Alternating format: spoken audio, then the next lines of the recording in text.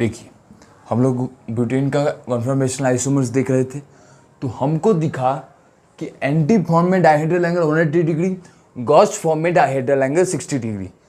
तो यहाँ पे हमको दिख रहा है, तो ये हम लोग चेक कर लिए थे, ये गॉस फॉर्म होता है, ये एक्लिप्स था। लेकिन ये पार्शियल एक्लिप्स क्यों था? इसको पार्शियल एक्लिप्स इसलिए बोला गया क्योंकि यहाँ पे CH3 हाइड्रोजन को कवर कर रहा है। अगर CH3 को कवर करता, सब आइडेंटिकल ग्रुप को कवर करते, तब बोला जाता कंप्लीट एक्लिप्स। लेकिन यहाँ पे हाइड्रोजन को कवर कर रहा है, तो ये आइडेंटिकल ग्रुप हुआ, लेकिन यहाँ पे डिफरेंट ग्रुप हो गया है, यहाँ पे डिफरेंट ग्रुप हो गया। तो अगर एक भी डिफरेंट ग्रुप कवर कर रहे तो उसको बोल देंगे पार्शियल एक्लिप्स। तो ये हो गया हमारा पार्शियल एक्लिप्स। यहाँ पे देखिए डायहेड्रल एंगल 60 डिग्री है, dihedral angle 60 degree, dihedral angle 60 degree माने स्टैगर्ड फॉर्म। स्टैगर्ड का दो होता है, गॉस और एंटी। इसमें गॉस बोलेंगे, एंटी बोलेंगे। गॉस कब बोलते हैं? जब आइडेंटिकल ग्रुप्स के बीच का एंगल हो 60 डिग्री, वहीं पे आइडेंटिकल ग्रुप के बीच का एंगल 180 डिग्री हो, तो उसको बोलते हैं एंटी। तो यहाँ पे हम लोग CH3 के रिस्पेक्ट में बोलते हैं। ब्यूटेन में ध्यान रखिएगा, यहाँ पे देखिए, यहाँ पे डायहेड्रल एंगल 60 डिग्री, यहाँ पे आइडेंटिकल ग्रुप का बीच का एंगल कितना है? आइडेंटिकल ग्रुप हो गया CH3 और सामने पीछे वाले कार्बन से जुड़ा है CH3, सामने वाले कार्बन से जुड़ा है CH3। इस CH3 के बीच का एंगल 180 डिग्री। तो जब डायहेड्रल एंगल 180 डिग्री हो तो उसको बोल देंगे एंटी। हाइड्रोजन के रिस्पेक्ट में कैसे बोल सकते थे? ये हाइड्रोजन और ये हाइड्रोजन, ये दोनों हाइड्रोजन के बीच का एंगल 180 डिग्री, ये हाइड्रोजन के बीच का एंगल 180 डिग्री। तो 180 डिग्री हो गया। डायहेड्रल एंगल 60 डिग्री किसके रिस्पेक्ट में था? यहाँ पे एक्चुअल ध्यान में दीजिए, तो यहाँ पे डायहेड्रल एंगल 60 डिग्री बोलना एकदम उतना एप्रोप्रिएट नहीं है। तो यहाँ पे डायहेड्रल एंगल ग्रुप के हिसाब से बताते हैं। तो हाइड्रोजन एकदम 180 डिग्री पे है, यहाँ पे हाइड्रोजन 180 डिग्री पर है। CH3 एकदम अपोजिट 180 डिग्री, तो इसको हम लोग बोल देंगे एंटी। तो एंटी वो होता है जिसमें ग्रुप्स एकदम 180 डिग्री पे हो, और ये स्टैगर्ड फॉर्म का एक स्पेशल केस है। अब हमको मिल गया लास्ट फॉर्म, फोर्थ फॉर्म। इसमें देखिए, एक ग्रुप दूसरे ग्रुप को कवर कर रहा है, तो एक ग्रुप दूसरे ग्रुप को कवर कर रहा है, तो ये हो गया एक्लिप्स फॉर्म। लेकिन ये पार्शियल है, कंप्लीट है। पार्शियल एक्लिप्स कंप्लीट एक्लिप्स को कैसे पहचानते हैं? पार्शियल एक्लिप्स कंप्लीट एक्लिप्स को पहचानने का यही तरीका होता है जब सेम ग्रुप को कवर करे। तो देखिए, सेम ग्रुप को किस में कवर कर रहा है? तो देखिए, जब हम लोग इसको ड्रॉ किए तो हमको दिखा CH3 हाइड्रोजन को कवर कर रहा है, CH3 हाइड्रोजन को कवर कर रहा है, और हाइड्रोजन को कवर कर रहा है। तो सेम ग्रुप को कवर नहीं कर रहा है। अगर आइडेंटिकल ग्रुप्स एक दूसरे को कवर करते तब बोलते कंप्लीट एक्लिप्स, लेकिन आइडेंटिकल ग्रुप कवर नहीं हो रहा है, तो ये भी हो जाएगा हम लोग का पार्शियल एक्लिप्स। तो अभी तक हमको पार्शियल एक्लिप्स दो मिल गया है, एक एंटी मिला और एक गॉस मिला, हमको कंप्लीट एक्लिप्स नहीं मिला है। अब अगर यदि हम कंप्लीट एक्लिप्स बनाना चाहें तो इसको अगर यदि हम लोग और रोटेट करते हैं तो हमको एक कंप्लीट एक्लिप्स भी मिलेगा। तो पार्शियल एक्लिप्स चूंकि रिपीट हो गया है तो उसको हटा दे रहे हैं। तो देखिए, कंप्लीट एक्लिप्स कुछ इस तरह से होगा। तो ये हो गया हमारा, एक CH3 यहाँ पे होगा, एक हाइड्रोजन यहाँ पर, एक हाइड्रोजन यहाँ पर। कंप्लीट एक्लिप्स अगर बनाना हो तो उसका शॉर्टकट ये होता है कि सेम ग्रुप को उसके पीछे में रख दीजिए। हाइड्रोजन के पीछे में हाइड्रोजन को रख दीजिए, तो हाइड्रोजन के पीछे में हाइड्रोजन को रख दी, हाइड्रोजन के पीछे में हाइड्रोजन को रख दीजिए, हाइड्रोजन के पीछे में हाइड्रोजन को रख, CH3 के पीछे में CH3 को रख दीजिए। तब देखिए, एक ग्रुप दूसरे ग्रुप को कवर कर रहा है, तो ये हो गया एक्लिप्स फॉर्म। लेकिन क्या सेम ग्रुप को कवर कर रहा है? तो सेम ग्रुप को कवर कर रहा है, तो ये हो जाएगा हमारा कंप्लीट एक्लिप्स। तो ये ब्यूटेन के कुछ कन्फर्मेशंस होते हैं जो हमको याद नहीं करना होता है। बस इस कॉन्फ़िगरेशन में हमको बस आइडेंटिफाई करना होता है कि कौन सा है पार्शियल एक्लिप्स, कौन सा है एंटी, और स्टेबिलिटी का ऑर्डर ध्यान में रखना है। सबसे ज़्यादा स्टेबल कौन होगा इसमें? सबसे ज़्यादा स्टेबल वो होगा जिसमें रिपल्सन सबसे कम रिपल्सन किसमें? एंटी फॉर्म में सबसे कम रिपल्सन। एंटी फॉर्म में क्यों सबसे कम रिपल्सन? क्योंकि सब ग्रुप एक दूसरे के अपोजिट में है। पहले बात देखिए, एंटी फॉर्म और गॉस फॉर्म, इसमें एक ग्रुप दूसरे ग्रुप को कवर नहीं कर रहे हैं। इस तरह से समझिए, एंटी फॉर्म और गॉस फॉर्म दोनों स्टैगर्ड के कॉन्फ़िगरेशंस है। स्टैगर्ड का 2 पॉइंट मिला, एक गॉस और एंटी। तो स्टैगर्ड में हो रहा था कि ग्रुप एक दूसरे को कवर नहीं कर रहे हैं। तो जब ग्रुप एक दूसरे को कवर नहीं करेंगे, कुछ इस तरह से होंगे ग्रुप, तब रिपल्सन कम होगा। लेकिन जब एक ग्रुप दूसरे ग्रुप को कवर करने लगेंगे तो रिपल्सन बहुत ज़्यादा होगा, और रिपल्सन बहुत ज़्यादा होगा तो स्टेबिलिटी कम होगा। तो हमको ये पता चला, चूंकि एक्लिप्स फॉर्म में एक ग्रुप दूसरे ग्रुप को कवर करते हैं, माने एक ग्रुप दूसरे ग्रुप के पास आ जाते हैं, तो उसमें रिपल्सन बहुत बढ़ जाता है, और रिपल्सन बहुत बढ़ जाएगा तो उसका स्टेबिलिटी बहुत कम होता है। तो हमको ये पता चला एक्लिप्स फॉर्म का स्टेबिलिटी बहुत कम। लेकिन स्टैगर्ड फॉर्म में चूंकि एक ग्रुप दूसरे ग्रुप के पास में नहीं होता है, थोड़ा दूर में होता है, तो रिपल्सन कम तो स्टेबिलिटी ज़्यादा। माने एक्लिप्स फॉर्म का स्टेबिलिटी कम होगा और स्टैगर्ड फॉर्म का स्टेबिलिटी ज़्यादा होगा। इसका माने स्टैगर्ड फॉर्म, गॉस फॉर्म भी स्टैगर्ड फॉर्म होता है, एंटी फॉर्म भी स्टैगर्ड फॉर्म होता है। इसका माने ये हुआ कि गॉस फॉर्म और एंटी फॉर्म का स्टेबिलिटी ऑलवेज ज़्यादा होगा एक्लिप्स फॉर्म से। तो गॉस फॉर्म एंटी फॉर्म का स्टेबिलिटी ऑलवेज ज़्यादा होगा एक्लिप्स फॉर्म से। ये बात पता लगा क्यों? क्योंकि गॉस और एंटी फॉर्म हो गया स्टैगर्ड फॉर्म, और स्टैगर्ड फॉर्म का स्टेबिलिटी ज़्यादा होता है क्योंकि रिपल्सन कम होता है, क्योंकि ग्रुप दूर में रहते हैं। ग्रुप दूर में रिपल्सन कम तो स्टेबिलिटी ज़्यादा। लेकिन गॉस और एंटी में किसका ज़्यादा स्टेबिलिटी? गॉस और एंटी में उसका ज़्यादा स्टेबिलिटी होगा जिसमें रिपल्सन सबसे कम होगा, क्योंकि रिपल्सन बढ़ते ही स्टेबिलिटी घटता है। तो गॉस एंटी में चेक कीजिए, ये हमको मिला गॉस, ये मिला एंटी, किसमें सबसे कम रिपल्सन? तो यहाँ पे देखिए, यहाँ पे ये CH3 के बीच का एंगल 60 डिग्री, तो 60 डिग्री माने दो CH3 ग्रुप थोड़ा पास में है।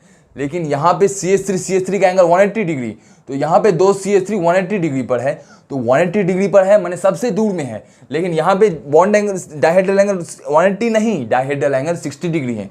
डायहेड्रल एंगल 60 डिग्री माने दो CH3 बहुत पास में है, लेकिन यहाँ पे दो CH3 बहुत दूर में है।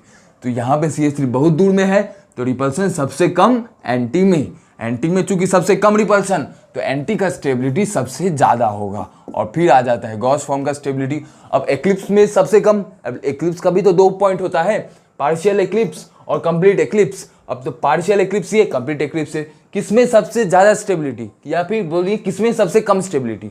उसमें सबसे कम स्टेबिलिटी जिसमें सबसे ज़्यादा रिपल्सन। तो एंड पार्शियल और कंप्लीट में किसमें सबसे ज़्यादा रिपल्सन? कंप्लीट एक्लिप्स में हमको दिखा कि CH3 के पास में CH3 के पास में CH3 माने दोनों ग्रुप सेम बहुत पास में, दोनों बल्कि ग्रुप पास में।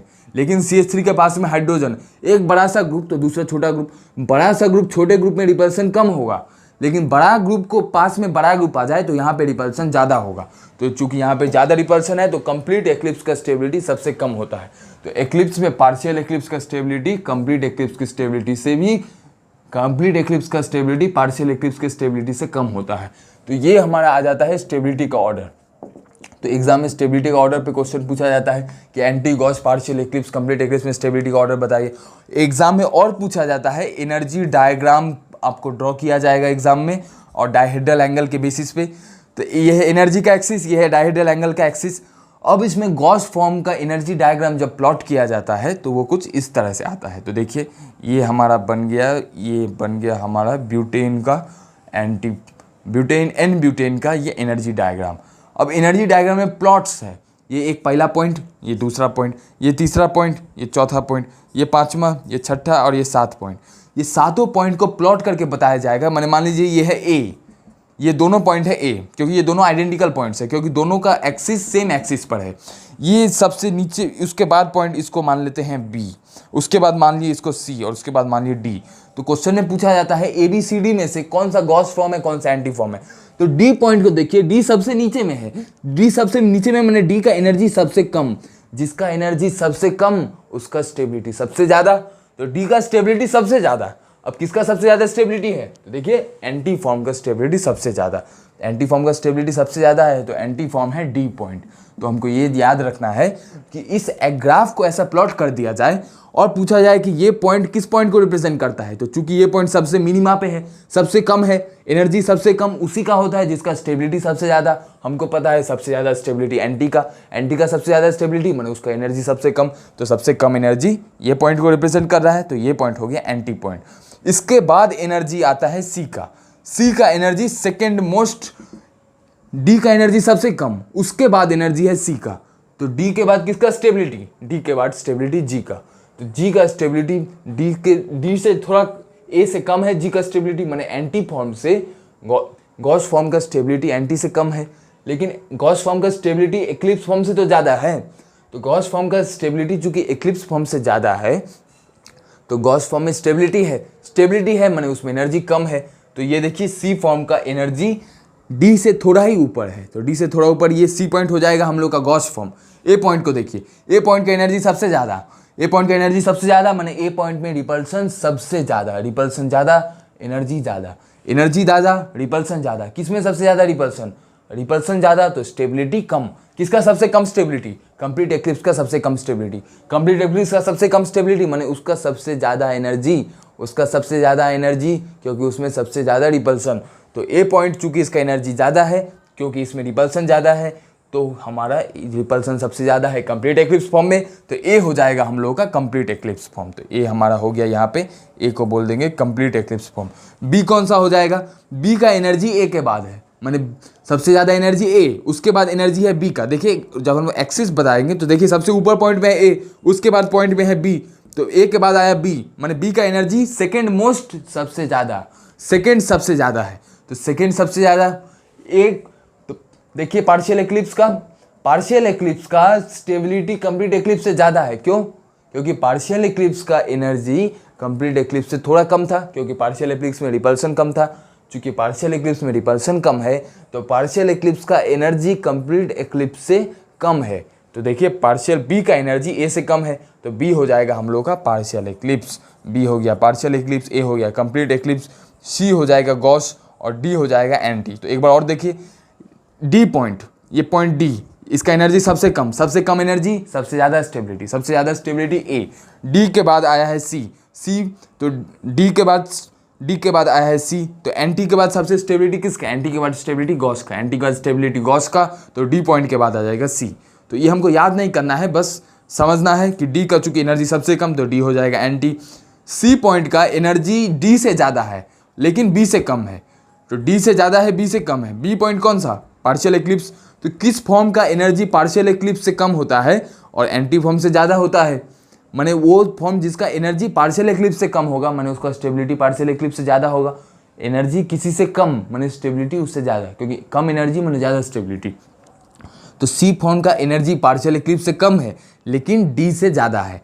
तो पार्शियल एक्लिप्स से कम है लेकिन एंटी से ज़्यादा है, माने सी फॉर्म का स्टेबिलिटी पार्शियल एक्लिप्स से ज़्यादा होगा, एंटी से कम होगा। तो सी फॉर्म का स्टेबिलिटी पार्शियल एक्लिप्स से ज़्यादा होगा और एंटी से कम होगा। पार्शियल एक्लिप्स से ज़्यादा है, एंटी से कम है, वो एक ही पॉइंट है गॉस फॉर्म। तो ये हमारा सी पॉइंट हो गया गॉस फॉर्म। ए पॉइंट का एनर्जी सबसे ज़्यादा, माने स्टेबिलिटी सबसे कम कंप्लीट एक्लिप्स का।